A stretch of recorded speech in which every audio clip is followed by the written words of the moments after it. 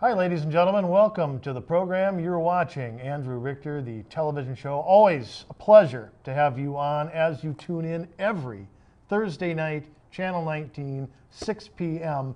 I give you the news that you need to know. Now, I had 3 teeth pulled a few days ago. Now, if I were a Minnesota Twin, I'd probably sit out for the next 2 months and collect millions of dollars. But I am here because I am needed. I'm here where I am needed. If you were a school administrator, you could take several months off. Well, that's true, but we'll get into that in just a second here.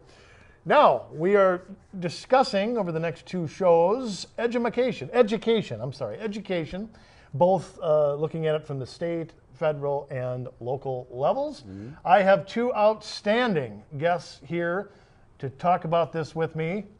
That includes you. Now, they have been on the program before, and judging by my ratings, you saw them. Yeah, you saw them. To my right, author extraordinaire Jerry Lindberg, and to my left, making his return, the numbers guy, Ron Stoffel. All right, gentlemen. Yes. The 2011 session at the Minnesota State Legislature, which I graced their presence 6 times, by the way, saw some education reform that I want to touch on and start a roundtable discussion on. The basic revenue formula increased $50 per pupil over the next 2 school years, this year and next year. The 2% staff development was set aside for this biennium. They don't have that mandate anymore. We repealed the January 15th deadline for negotiating teacher contracts. And why did we do that? Because it was an unfair leveraging by the unions. By the unions.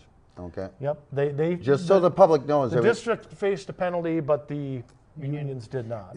So what happened prior? I mean, the people really need to know what happened. What has happened in the past with the January 15th deadline? The unions were holding a gun to the heads of the local districts, saying, "You will have a contract by January 15th, or you're paying these massive penalties on a daily basis, $1,000, $2,000, $10,000 a day. I forget what it was. Per student, wasn't it? Per student. Per student, yeah.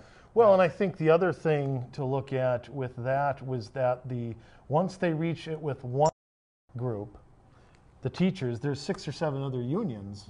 There's SEIU, AFSCME, the principals, they all have their own unions.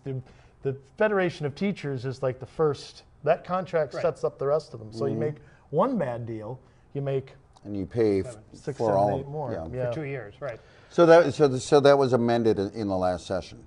That was in state law. It's now no longer in state law. Okay, and to who do we owe credit for that?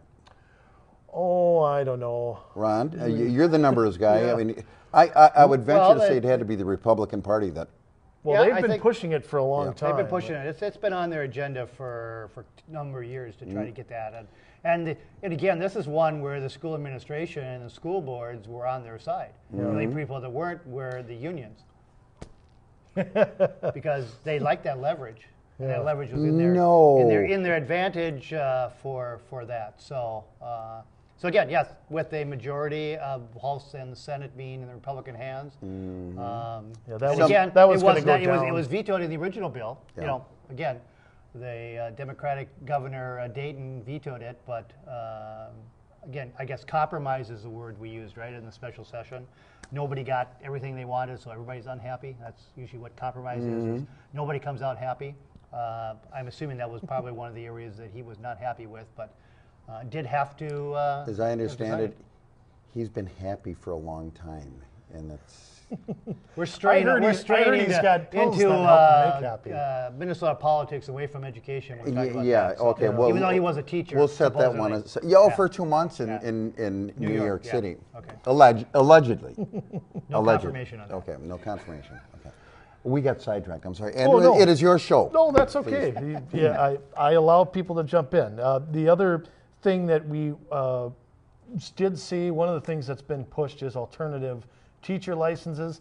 We got sort of a watered down version of that eventually got through. Not quite the bill I wanted to see, I don't think. No, and I don't think, again, that was a compromise that I guess I'll call it a first step toward it. So, it's not going to make much short-term difference. No, but it's a start for at least getting it. The problem viewers is that I'll call it the Fox is watching the chickens. We've got the teachers, the license, Department of Teachers, Board of Teachers. Board of Teachers is the ones responsible for it. So I guess if they haven't been able to in the last 40 years to correct it, I guess I wouldn't necessarily put them in charge of the alternative licensing. If you know, they're kind of in charge of now. Two sides of the things. They're gonna deciding maybe it's a win-win situation because whoever they put in there, the regular teacher alternative, they're going to make money because they're the ones that are controlling the gates. Well, and it's to mention that the original House and Senate bills back in January and February either wanted the districts to set up their own standards, Right. or wanted the Independent board, an independent group to set up standards for alternative teachers, and the governor would not agree to that, and so this. But I mean, is this something you think we can go back and fix, like you mentioned at some point? Well, yeah, or? because again, you've got the first step with we at least have alternative teacher licensing, which we didn't in the past. So you've got another path there for, and again, for the viewers, that is really to allow people who don't have a formal teaching certificate.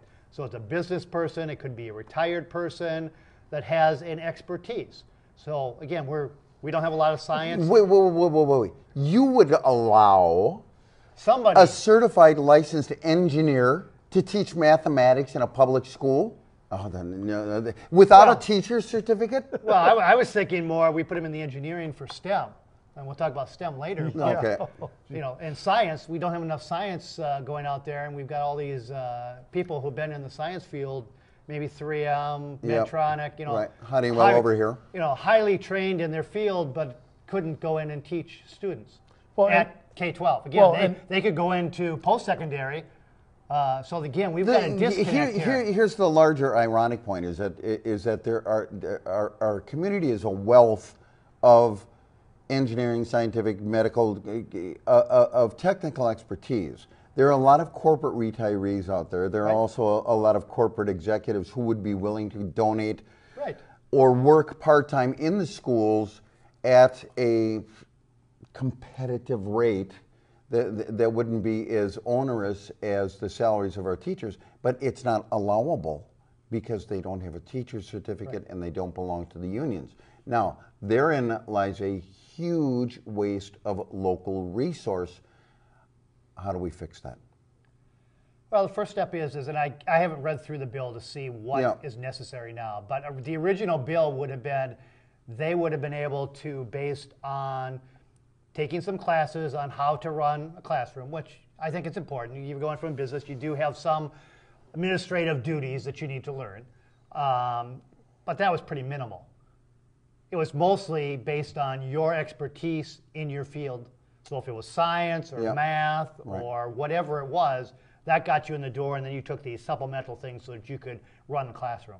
You know, and to Hopefully add to discipline it, would have been one of those things. And just to add to it, just think how valuable a business owner or something like that could be to a classroom. Think about it. You're learning business from teachers that may have knowledge on business from a textbook sense. Never run a business in their life. Yeah, or, you know. We have a president like that. Yeah. Okay.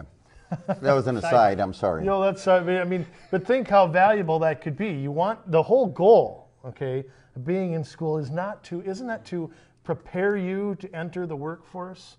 Go out and be a successful adult? Isn't that what we're doing? You are so misguided. Yes, you are. Is that too simple? You are. You have not drunk the Kool-Aid enough. Well, I mean, we need to retrain you. The object of public education is to produce good citizens. with good a world citizens, point of view. Yes. Good citizens in a local sense and good citizens in a global I forgot sense. the global We must be members of the global society and contribute to the collective. And you have to save trees. Remember that too. And That's save important trees. too. Save trees. And you be able to pass tests. You got to be able to pass tests. And but, if you can't pass them, you can buy them online from someplace. well, you know, the whole thing is we don't have real world here, and pass fail. We want to continue to pass everyone who's failing. Social promotion. That's Isn't right. that what it's called? That's right. Yeah.